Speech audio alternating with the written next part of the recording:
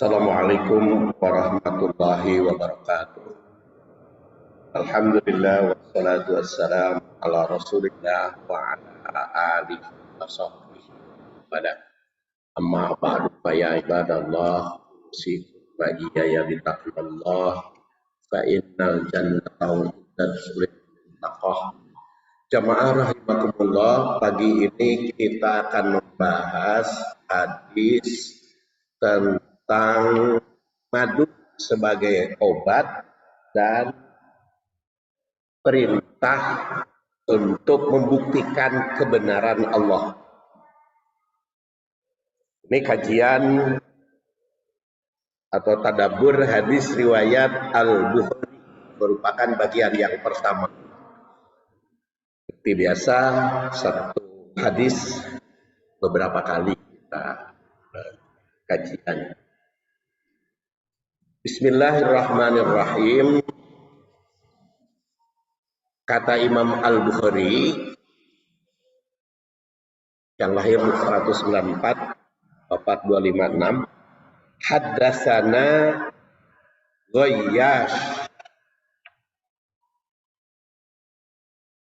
Ulangi. Haddatsana Ayyash bin Al-Walid, haddatsana Abdul A'la, haddatsana Sa'id an Qatadah an Abil Mutawakkil an Abi Sa'id anna rajulan atan Nabiyya sallallahu alaihi wasallam faqala akhi yashtaki batnahu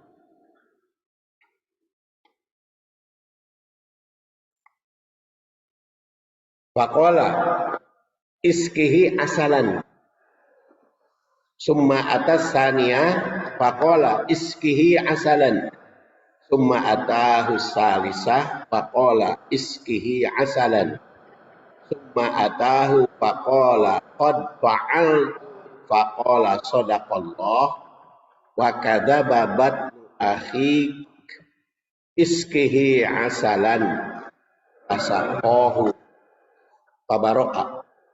Kata Imam Bukhari telah menyampaikan hadis kepada kami Ayyash bin Walid, Abdul A'la, haddatsana Sa'id an Qatadah, dari Qatadah, an Abil Mutawakkil, an Abi Sa'id Al-Khudri. Jadi sahabatnya adalah Sa'id Al-Khudri. Kata Sa'id Al-Khudri, anna rajulan, sesungguhnya seseorang atan Nabi sallallahu alaihi wasallam, datang kepada Nabi sallallahu alaihi wasallam, faqala akhi yastaki batnahu, saudaraku sakit perutnya. Faqala, maka Rasul bersabda, iskihi asalan, kasih minum madu. Suma atas sania, ternyata setelah dikasih madu belum sembuh juga, dan datang lagi kepada Rasul, ya Rasulullah masih sakit. Ternyata Rasul bersabda iskihi asalan, kasih minum madu. Dan sudah 2 kali juga belum sembuh, datang lagi kepada Rasul, iskihi asalan, minum lagi madu. Geus 3 kali can cager keneh, iskihi asalan, kasih beri madu. Ya Rasulullah, sudah 4 kali, tapi kok belum sembuh juga. Sudah 3 kali belum sembuh juga. Maka Rasulullah SAW bersabda, kadzaba batnu akhi sadaqallah, benar Allahumma, cuman yang bohong itu perut saudaramu. Atas maka Rasulullah Shallallahu Alaihi Wasallam menyuruh sampai 4 kali minum madu, pasakohu, dia kasih madu lagi, si saudaranya itu pabaroa, maka sembuh. Dan ini banyak pelajaran bagi kita. Apakah yang dimaksud dengan minum madu bolak-balik seperti resep dokter kan, ada yang diminum 3 kali sehari, ada yang 4 kali, ada yang 10 kali, dan ada bahkan istri saya itu dikasih obat resep 1 kali minum 10 gerenjil dan 3 kali, jadi seharinya 30 kali ya. Jadi macam-macam. Itu yang harus kita pelajari. Dan tentu saja kita mempelajari dari berbagai segi. Hanya kita tahu hadis mah tadabbur, dari yakin dulu benar, tapi lalu diperintah oleh Rasul di sini buktikan kebenarannya. Tahrij hadis baik dari tausik ini adalah macam-macam redaksi hadis yang punya ciri khas masing-masing. Kalau kita lihat redaksinya, yang pertama itu riwayat Ahmad, inna akhi ustuliqa batnuhu, dan yang kedua intolaqo batnuhu. Kemudian Al-Bukhari akhi yastaki batnahu, dan itu redaksi pertama. Kemudian inna akhi ustuliqa, sedangkan Muslim itu inna akhi ustuliqa batnuhu fasaqahu. Kemudian juga dalam ujung matan hadis ada yang sampai fasaqahu asalan pabarah, tapi ada juga yang hanya sampai shadaqallah wa kadzaba batnu akhi. Itu adalah redaksi. Dan ini tausik ini penting ya. Tausik hadis itu penting karena minggu kemarin saya 2 kali dapatkan kasus.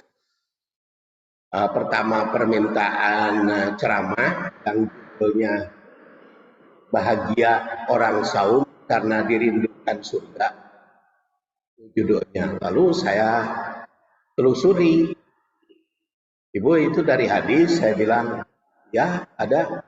Saya telusuri memang ada bunyinya ya, al jannatu mustaqotun bila salah satin, surga itu merindukan 3 orang, yaitu talil Quran, mut'imul ji'an, waso'im Ramadan. Yang dirindukan surga itu yang baca Quran, yang memberi makan orang lapar, dan saum Ramadan.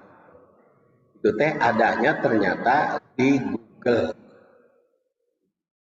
Maka saya tahu sih di Google itu disebut di situ riwayat Abu Dawud dan Tirmidzi di Mr. Google, bahkan di NU Online itu ada bunyinya.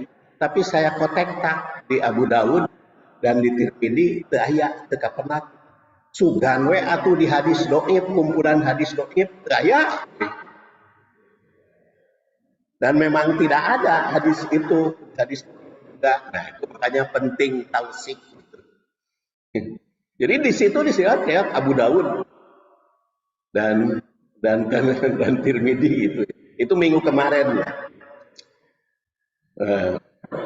Dan ada lagi yang mengatakan riwayat Bukhari Muslim, tapi bukan hadis itu, yaitu alaikum bisyifa aini, kalian wajib berobat dengan 2 hal, yaitu al asal wal Quran, madu dan Quran. Di situ disebut hadis riwayat Bukhari Muslim. Di NU Online atau apa di Google itu ada di beberapa media. Kemudian ternyata dibuka di Bukhari tidak ada, Muslim tidak ada. Itu bukan sabda Rasul. Itu adalah salah seorang tabi'in. Tapi kenapa di situ sabda Rasul? Nah, itulah tausik. Makanya kita telusuri kalau menemukan hadis di Mr. Google, telusuri tausiknya. betul ada atau tidak. Sekali lagi seperti sering saya kemukakan, sekarang membaca kitab gampang ya, karena di Mister Maktabah Syamilah ada seluruh kitab hadis. Kemudian kita lihat maca itu redaksi ya, kemudian sanadnya, tahrij tidak perlu saya uraikan karena tidak perlu dianalisis.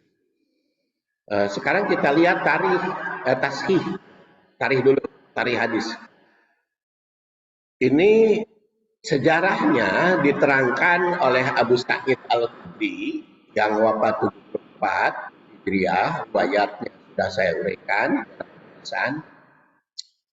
oleh Ahmad dan oleh Al-Bukhari, Muslim, Tirmidzi, yang sanad masing-masing bisa dilihat di tabel di atas, bahwa suatu saat zaman Rasul itu seorang sahabat mengadu kepada Rasul karena ada yang sakit perut. Di sakit perut baheula di aya ya. Dan sekarang itu banyak macam sakit perut itu.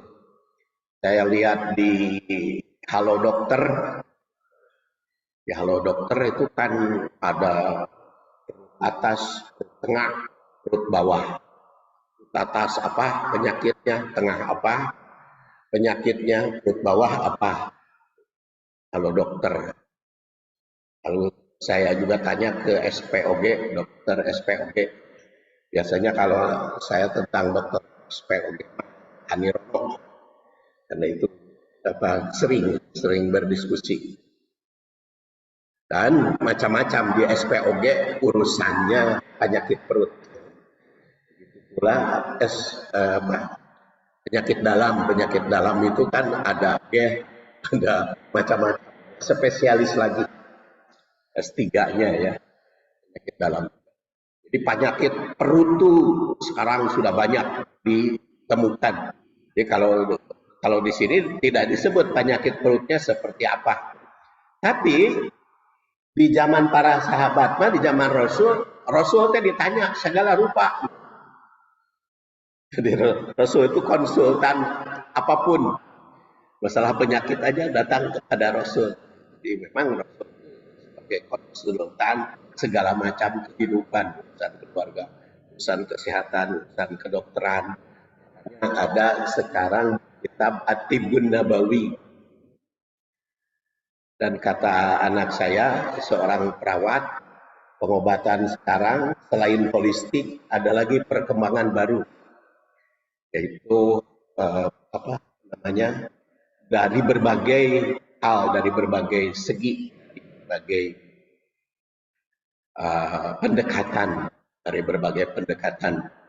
Dan bulan kemarin, tapi di dalam dialog ya, dikemukakan salah satu pengalaman. Baik, itu tarikhnya. Jadi karena memang ada pertanyaan secara tarikh atau asbabul istilahnya. Kalau dalam asbabul nuzul, kalau dalam hadis asbabul itu karena ditanya tentang sakit. Tapi Rasul itu kan bukan berdasar penelitian menjawab. Beda dengan dokter, penelitian, perawat, penelitian, sinse, penelitian, untuk penelitian. Kalau dokter bukan hasil penelitian berdasar wahyu. Makanya tidak disebut berapa kali, pokoknya kasih madu berdasar wahyu.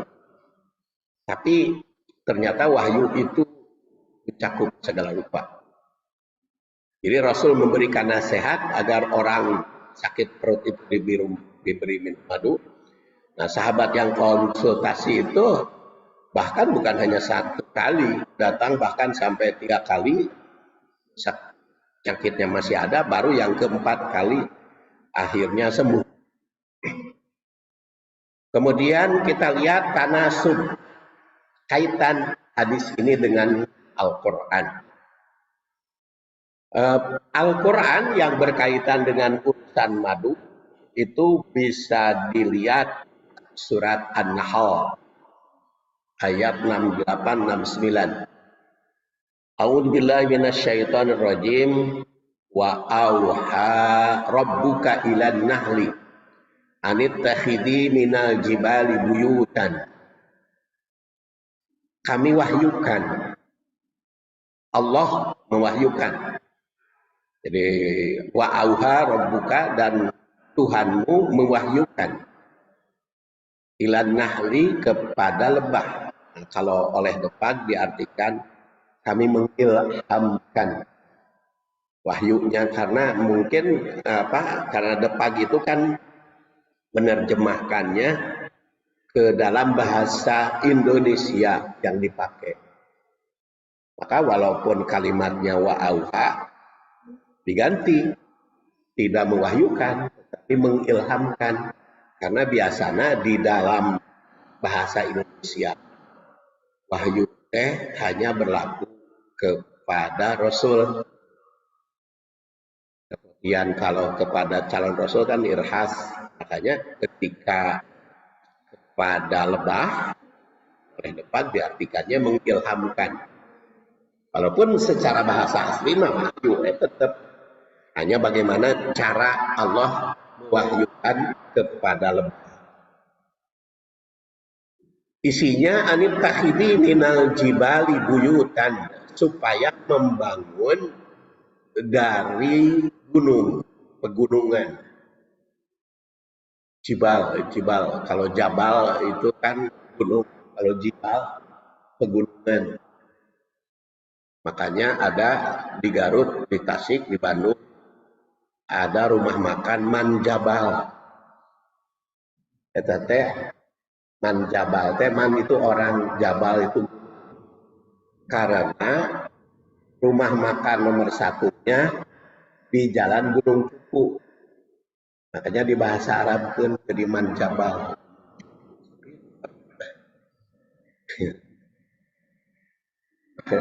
Kata mah duka teuing bener lu kating pokoknya mah rumah makan Manjabal satunya di Gunung Cupu. Oh iya bener, Manjabal teh jibal ya. Buyutan, rumah, jama dari bait. Buyutan itu banyak ya. Jadi ke Nahal juga suruh buyut. Rumah manusia diperintah untuk bait, dirikan bait. Bahkan Allah juga punya bait, Baitullah. Wa minas syajari, dan juga pohon. Pohon itu di dalam bahasa Al-Quran ada dua kelompok. Ada syajar, ada najm. Najm jamaknya ajimah, bukan nujum. Kalau najm jamaknya nujum itu bintang artinya. Tapi kalau wan najm jamaknya ajimah itu pepohonan. Dan ternyata menurut para ahli bahasa, apa bedanya najm sajar? Kalau sajar itu yang kaluhurnya bercabang, berdahan, seperti mangga, rambutan, dan akarnya itu yang mancar ke bawah itu tunggal. Nah, itu adalah sajar yang bercabang begitu. Tapi kalau yang seperti kalapa gitu, cabangan, itu najm. Ya, dan di sini wa minas syajar. Jadi kebanyakan si lebah itu bersarangnya di sajar, bukan di najm. Ada juga, karena di sini kan minas syajar, tapi difokuskan sarang lebah itu di syajar, di pepohonan yang bercabang. Makanya can menakan abdi mah duka bapak-bapak, ibu-ibu. Lebah bersarang di pohon mangga, di pohon kalapa, gedang gitu ya.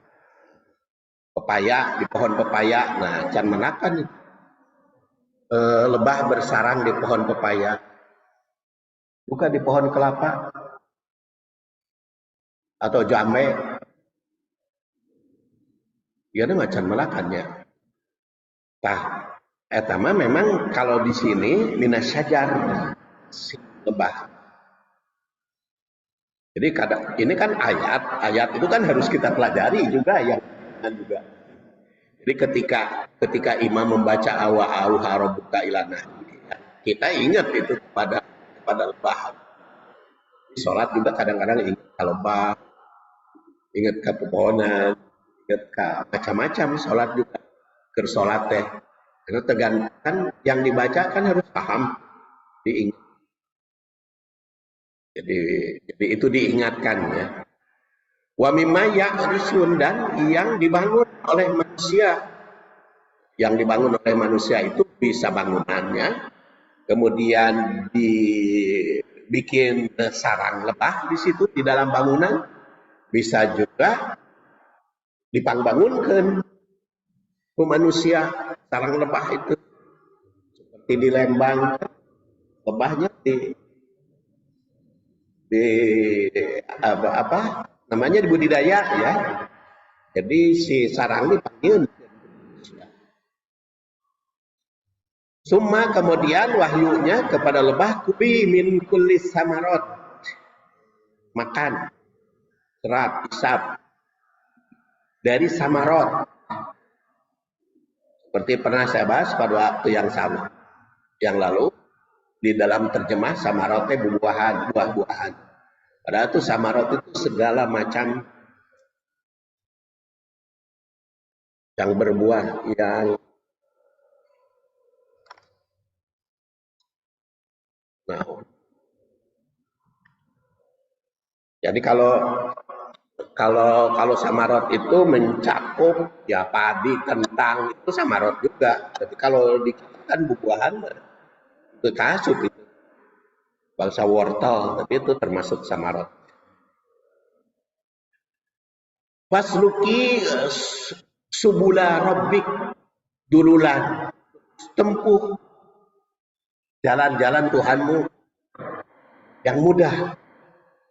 Si lebah itu diwahyukan oleh Allah supaya menempuh jalan yang banyak, jadi bepergian hari-harinya itu. Kemudian yakhruju min butuniha syarab, dan keluar dari perutnya itu minuman mukhtalifun alwanu, yang beraneka ragam. Di Indonesia saja kata kalau dokter ada 15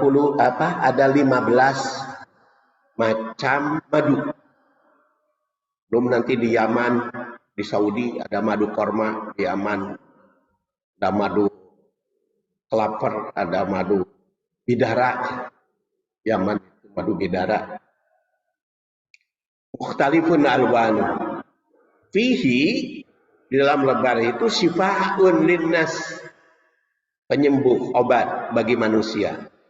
Inna fi dzalika, sungguhnya dalam hal itu la ayah, jadi ayat liqaumi yatafakkarun, bagi orang yang berpikir. Makanya seperti tadi saya katakan, lebah juga harus diteliti, harus dijadikan ayat, jadikan pelajaran.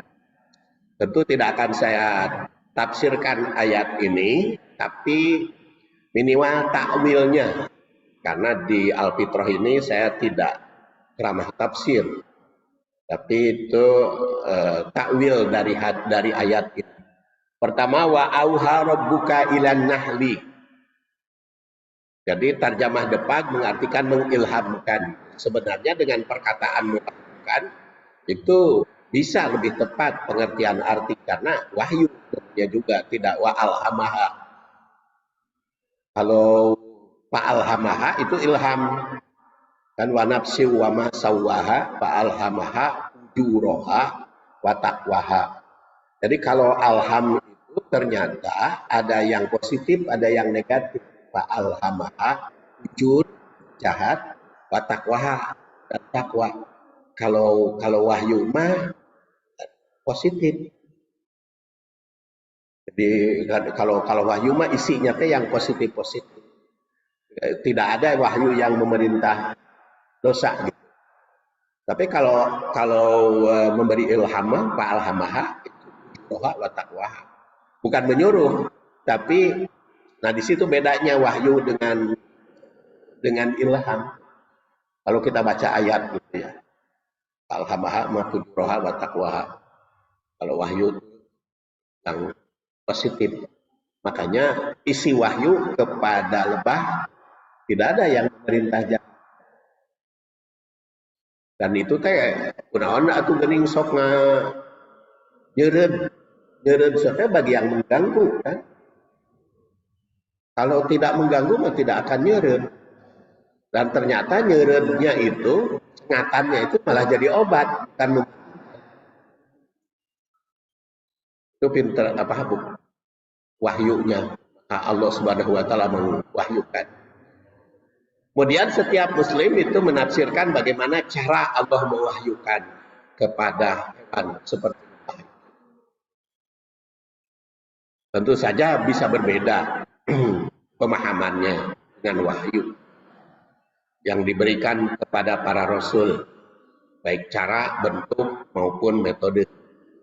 Dan pemahaman itu bisa menimbulkan perbedaan konsultasi, perbedaan kesimpulan. Seperti berapa waktu yang lalu ada posting di grup Al-Fitrah, seorang ustadzah mengatakan kalau niat dari awal tidak sah, niat wudhu teh, karena kudu dari wajah. Makanya saya komentar, itu teh bukan hadis, niat kudu tina wajah teh, tapi pendapat ulama. Kan ada yang komentar, mungkin pendapat ulama berdasar hadis, iya. Tetapi kalau ustadzah itu membaca kitab berbagai pendapat, mau sempit teuing.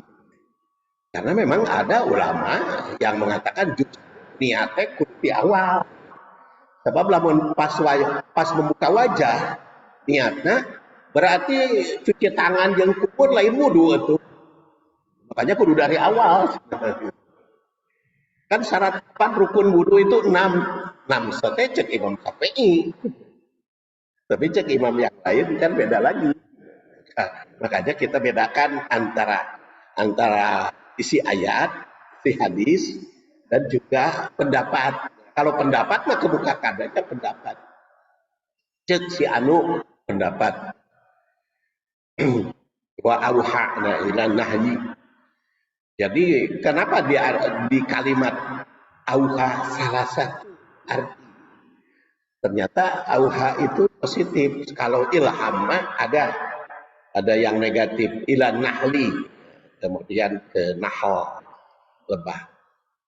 Dan lebah itu kan merupakan kelompok serangga ya, yang dikenal karena hidupnya berkelompok. Meskipun sebenarnya tidak semua lebah bersifat demikian. Ada juga yang tidak berkelompok.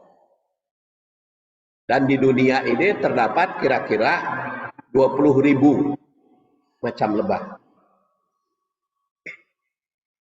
Dan itu di berbagai benua ya. Kecuali di Antartika sana. Jadi sebagai serangga juga mempunyai pasangan kaki dan juga sayap. Ada kaki, ada sayap. Kemudian anit takhidi minal jibali buyutan. Jadi wahyunya kepada lebah itu bangun rumah dari gunung-gunung jibal itu bukit, baik yang tinggi maupun yang rendah. Bukit itu kan ada bukit rendah, ada tengah, ada tinggi. Kalau di Jawa Barat paling tinggi Gunung Cerme ya.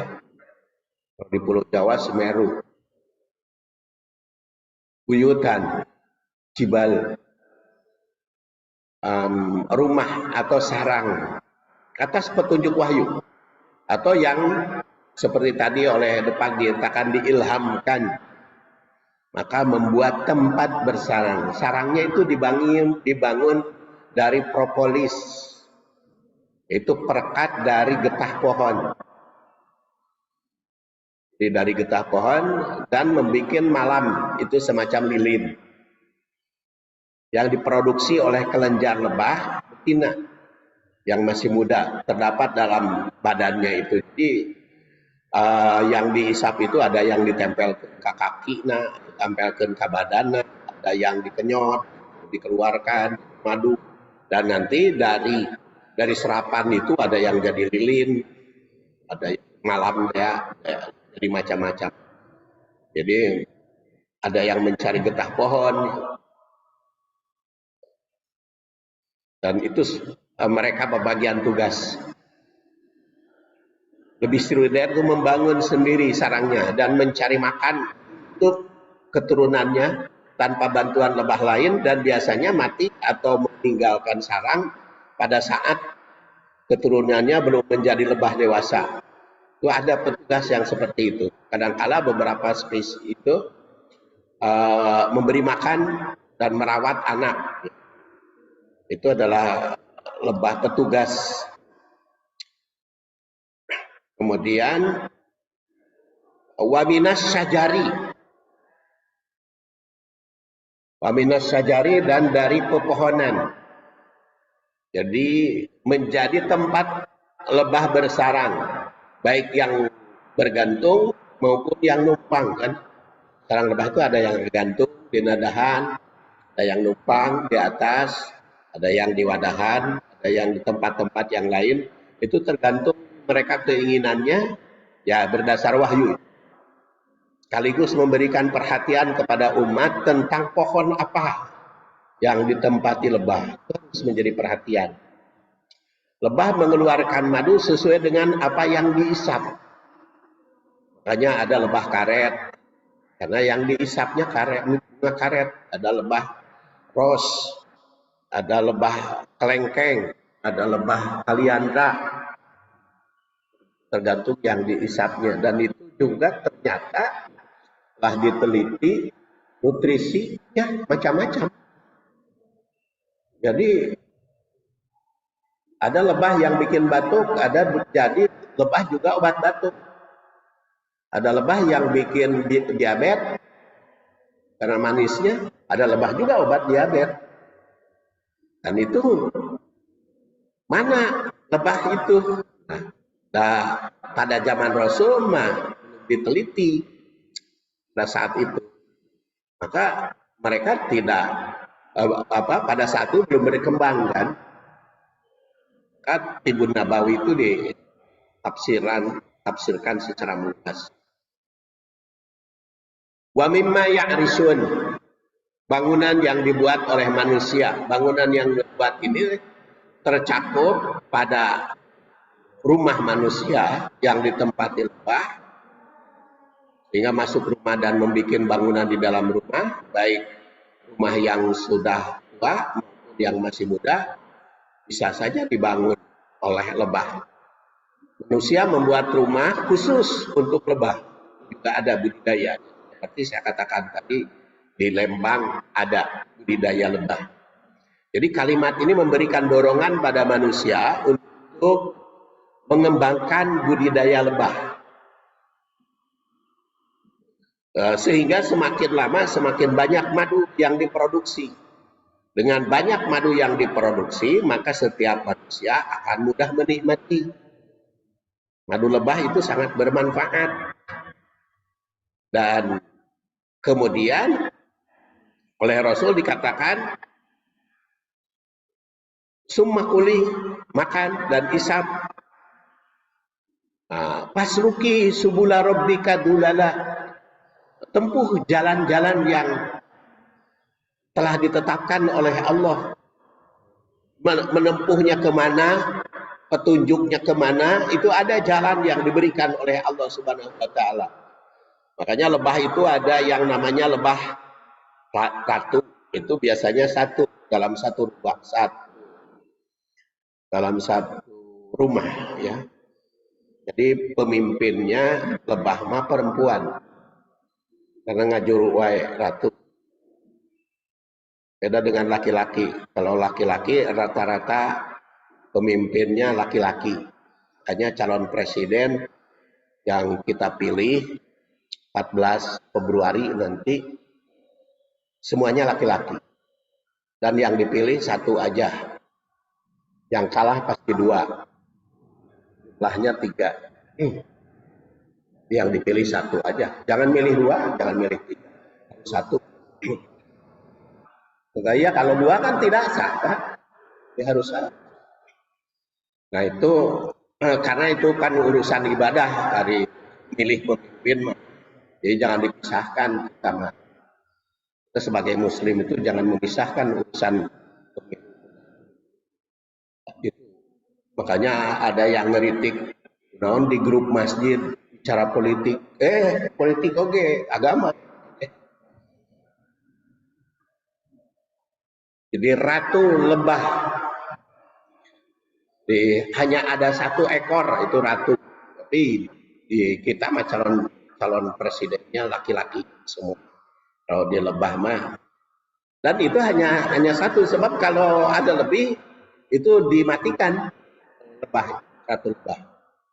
Dan kerjanya ratu lebah itu merupakan lebah betina yang sejak lahir ditandai sebagai pemimpin larva. Ratu lebah selalu dikelilingi 2 macam lebah, anak buahnya, yaitu lebah pengumpul, lebah perawat. Kemudian ada lebah jantan.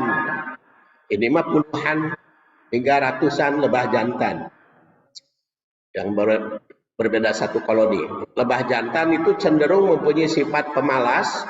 Mereka hanya akan terbang jauh untuk mengejar ratu yang melakukan kawin lalu mati. Itu lebah jantan. Ya kawin aja lebah jantan. Terus kemudian ada lebah pekerja. Nah ini bekerja terus. Jadi ada koloni itu pembagian tugas masing-masing. Proses menyimpan madu. Tubuh lebah pekerja ini paling kecil, banyak olahraga ya. Dan warnanya coklat. Jenis lebah ini memiliki sifat agresif dan bertanggung jawab serta disiplin. Kemudian yakhruju min butuniha, saya membahas kutipan aja urusan tipe-tipe lebah segala macam kutipan yang kita kaji dari ayat-ayatnya ya, dikaitkan. Yakhruju min butuniha, dari perutnya itu keluar lebah setelah mengisap dan memakan berbagai bunga, berbagai buah, akar-akaran seperti tadi, juga kulit, getah, ya, getah pepohonan. Kemudian ke perut, ada yang dimasukkan ke perut dan dipilih mana kotoran dalam perutnya itu, mana juga yang madu. Dan itu dikeluarkan beda tempat keluarnya juga. Jadi tempat keluar kotoran dengan tempat keluar madu itu beda. Dan itu satu koloni lebah mampu sampai 50 juta mengisap 50 juta bunga. Nah, menggunakan lebah itu memberi petunjuk kepada lebah lain, baik dengan suara, getaran, maupun tari-tarian. Jadi kalau dia ada menemukan satu tempat pengisapan, maka itu diberitahu kepada teman-temannya supaya pada datang ke situ, para pekerjanya bisa mengisap. Dan ada yang bertugas untuk mengeluarkan madu, ada pula yang lilin, ada juga macam-macam. Fihi syifa'un linnas, dan itu mengandung obat dari saraf. Dan sekarang itu dari lebah, yang diisap lebah itu diproduksi macam-macam obat. Namanya kita kutip dari Haigdeser. Mungkin ada jadi pihak yang lain, ya propolis. Kenapa saya kutip dari Haigdeser? Karena saya punya pengalaman ini. Pada tahun 2004 disengat nyamuk sehingga masuk ICU, demam berdarah. Ketika di ICU itu tidak bisa makan apapun. Saya itu tidak masuk. Mau makan apapun langsung muntah. Kemudian Profesor Masdar Hilmi, almarhum, datang menengok saya, bawa madu kelapa honey yang warna kuning. Hanya itu yang masuk ke perut saya. Itu bisa dimakan, dan kata dokter, itu bisa masuk ya kalau madu ini bisa. Lanjutkan sampai. Nah, dari situlah Profesor Masdar Hilmi memperkenalkan saya ke Haig Desert. Jadilah itu teh agen di situ mengobati. Sehingga saya dapat hadiah dari Haig Desert itu wisata ke Thailand. Karena laku teh banyak murid ini. Laku dagangnya. Ada wisata ke Thailand, pengalaman dari almarhum Profesor Masdar Hilmi. Itu ternyata dari lebah itu ada yang namanya royal jelly. Ya. Ini gambarnya royal jelly. Ini berasal dari kelenjar lebah pekerja. Lebah pekerja biasa mengkonsumsi royal jelly. Kemudian ratu lebah juga mengkonsumsi. Dan ratu itu lebih panjang usianya. Maka itu kan dipercaya manusia juga meminum royal jelly bisa panjang usia. Bisa dipahami oleh para analisis. Ada juga propolis ya, bipropolis. Propolis itu campuran getah pohon, lilin lebah. Itu juga dari obat, ternyata getah-getah pohonnya yang dililin itu. Dan air liur lebah yang digunakan untuk melindungi pintu masuk. Makanya dipahami itu antibiotik. Bipropolis yang lebah sebagai penangkal ketahanan penyakit. Kemudian ada honeybee pollen. Ini juga di bentuk tablet. Ada yang rasa vanila, ada yang macam-macam tuh. Biasanya honeybee pollen untuk anak, daya tahan tubuh. Ada juga ekstrak propolis. Ini untuk sistem kekebalan. Ada juga clover honey, ini yang dibawa oleh Profesor Masdar Hilmi ke saya waktu sakit. Ini yang bisa diminum pada saat itu. Mengandung murni dan diolah secara alami sehingga dapat memberikan manfaat optimal. Kemudian ada prolis, ini adalah meredakan batuk. Itu dari lebah juga yang bisa meredakan batuk. Kemudian ada juga dinamik trio, itu bagi yang lambung, yang GERD, dinamik trio. Kemudian ada polenergi. Polenergi itu buat kesehatan fisik, jasmani, seperti ASI katanya fungsinya. Nah ini ketika di zaman Rasul madu ditunjukkan anak, tapi setelah zaman modern kan diteliti, ternyata dari madu teh ada obat batuk, ya, di bagian ya, ada antibiotik, ya, ada anti alergi, ya, ada kesuburan pria, ada kesuburan wanita, ada pasca menopause, itu dari lebah macam-macam. Ini saya kemukakan 8 macam. Itu yang sebagian aja. Dan itu terus-menerus berkembang diproduksi dari lebah. Kemudian di sini dikatakan inna fi dzalika, dalam semua itu yang diuraikan tadi, baik dari wahyu, lebah, pohon, gunung, manusia itu sendiri. Terus di dalam lebah ada ada madu, ada lilin, ada getah yang diisap, itu sebagai ayat. Wah, itu bahan pelajaran bagi kita umat manusia.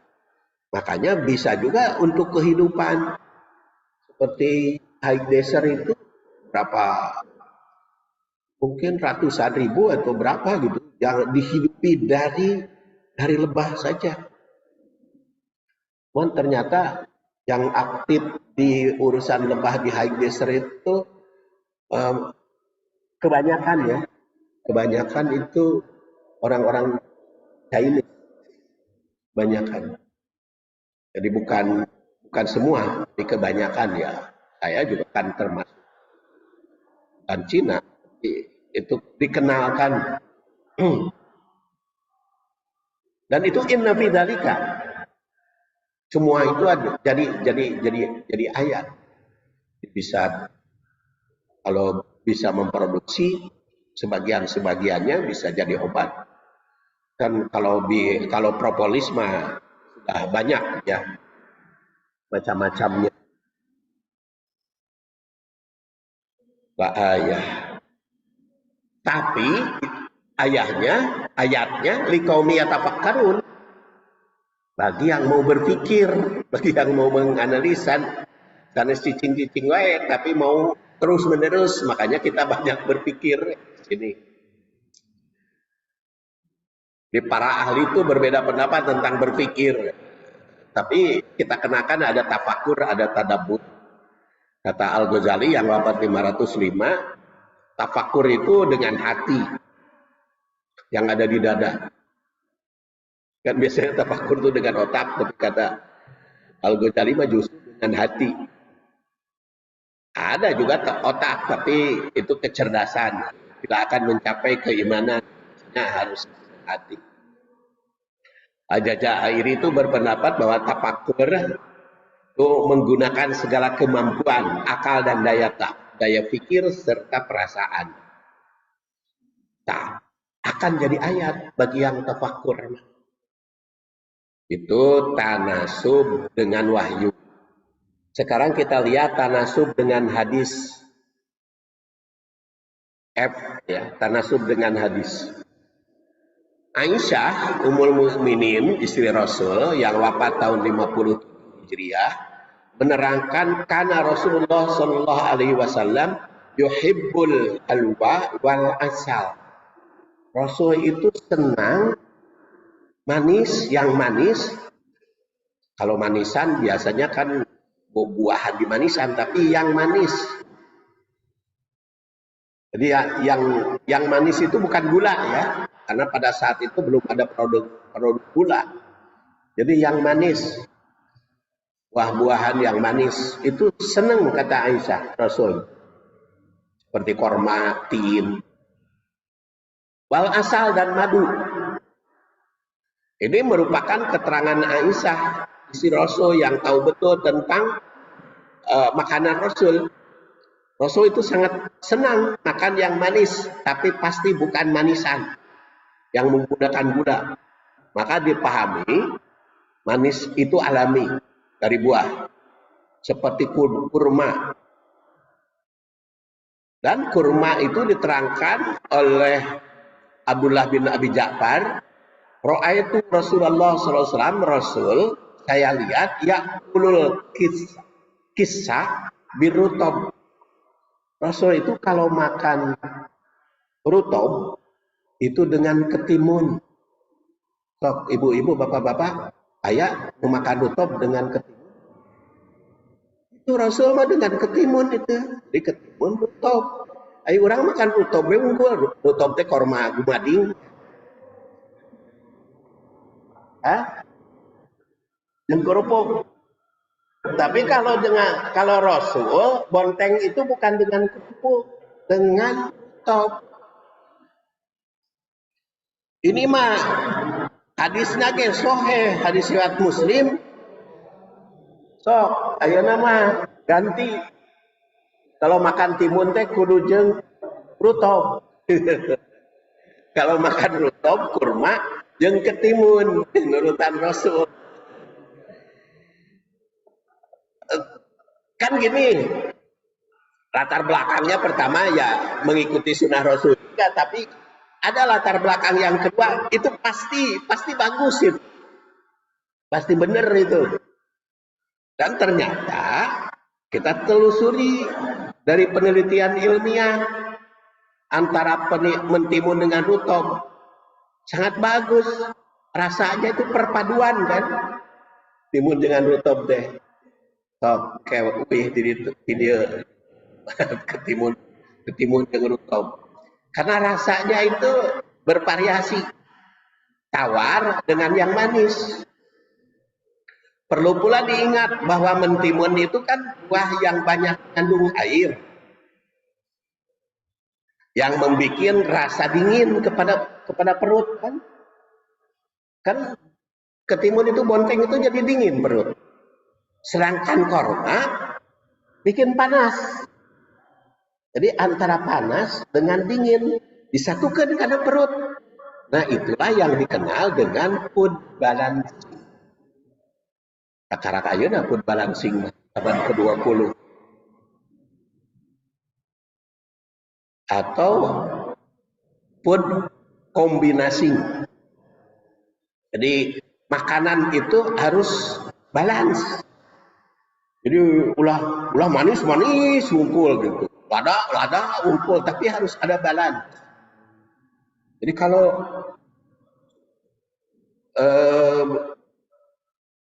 kenapa saya itu tehnya tidak pernah pakai gula? Karena saya pagi-pagi sudah minum madu. Jadi kalau ya minum gula padahal madu, itu sudah biasa itu sebelum tahajud itu madu itu selalu. Dan ternyata madu yang dibikinnya itu harus sesuai dengan petunjuk penyakit yang dialami, dan itu balancing. Jadi kalau sudah makan bubur atau makan roti itu tebalan. Sebab roti jeung bubur sarua. Kalau sudah makan bubur jeung roti, jangan makan bala-bala. Itu kan sama. Itu harus balance. Apalagi pakai nasi nih. Nasi, bala-bala, roti, bubur, perkener, kentang, sarua kene. Itu tebalan. Jadi harus balance. Di mana seratnya, mana proteinnya. Metode ini tentu tidak membatasi jenis ya, tapi semuanya balancing. Jadi kalau makan tin yang manis, maka digabung dengan zaitun. Karena asin zaitun itu. Dan zaitun itu bikin panas badan, tin itu bikin dingin. Nah itu balance. Jadi sehat kepada pencernaan. Jadi kata para ahli yang saya kutip di sini ada di buku internetnya, mangga dilihat aja. Cara makan seperti ini sangat bermanfaat bagi pencernaan. Yang kata Al-Ghazali yang wafat 505 tahun 505 itu dalam perut itu ada butuh rutobah dan haroroh. Rutobah itu dingin, ya seperti rutob tadi, seperti ketimun, seperti tin, rutobah dingin. Haroroh panas. Panas itu ya seperti tadi korma dan zaitun. Cengek mungkin panas ya sifatnya. Jadi dicampur dengan kalau makan cengek. Kurang mah jeung tahu. Cengek teh, tapi tahu kacangnan kacang kedelai bawa ke mana tah? Bawa panas atau bawa dingin? Si kacang kedelai. Nah, itu ditelusuri. atau bala-bala. Bala-bala kan yang cengek itu sama sebetulnya. Bala-bala itu kan terigu ya, panas. Cengeknya panas, sama.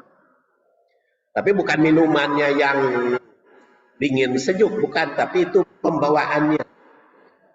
Kata Al-Ghazali resepnya adalah rutobah dan hararah. Dan ternyata di dalam hadis lain banyak tentu saja hadisnya. Kalau tadi itu bonteng dengan rutob, nah kalau hadis lain juga ada. Di sini bawahnya Anas bin Malik. Laqad saqaitu Rasulullah sallallahu alaihi wasallam biqadahi ada syarab kulluhu al-asal wan nabid. Nah, madu dengan nabid, air dan susu. Nabid kalau asal tadi madu ya, yang sedang kita bahas hakikatnya.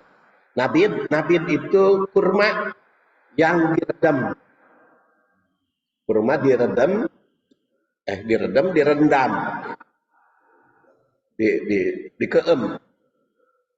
dikeem, rendam si kurma itu. Jadi bukan nabid merek minuman, kan ada nabid merek minuman, tapi ini nabid hadis. Itu nabid itu kurma direndam, diminum air. Dan itu ternyata batasnya tidak boleh melebihi 3 hari. Kalau sudah 3 hari direndamnya kadaluarsa. Berdasar hadis ini. Karena Rasulullah SAW yuntabadu lahu awalan nahar, dibikin awal nahar, dia minum. Kemudian hari berikutnya asbahah diminum lagi. Walayl tadi goda diminum lagi. Raitul Ukhra setelah asar melebihi 3 hari, maka khodimnya suruh buang. Tidak boleh diminum lagi. Jadi kalau Bapak dan Ibu bikin nabid, dihabiskan dalam 2 hari. Jangan lewat 3 hari. Kalau sudah lewat 3 hari, oleh Rasul disuruh dibuang. Nah, oleh Rasul disuruh dibuang itu harus diteliti. Kenapa? Dikeem 3 hari harus dibuang oleh Rasul itu.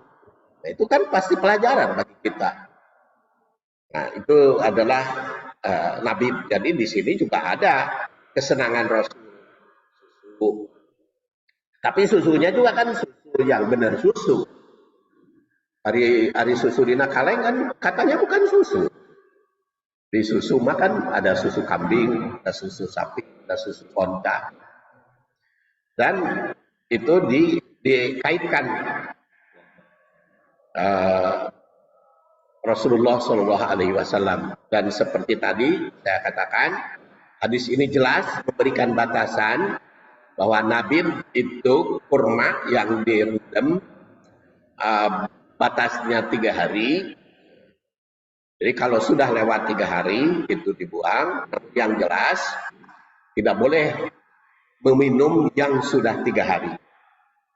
Artinya kalau sudah melebihi waktu menjadi kadaluarsa. Oleh karena itu Rasul perintah khodimnya untuk buang. Keempat hadis ini berkaitan dengan hadis yang kita bahas. Nanti bahas hadisnya bulan depan. Jadi bersambung ke makalah bagian yang kedua. Kita tutup kajian hari ini dengan baca doa kafaratul majlis.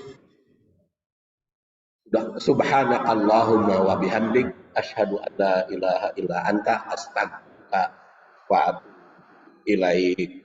Dialog Abu Waktosna habis. Walhamdulillahirabbil alamin. Assalamualaikum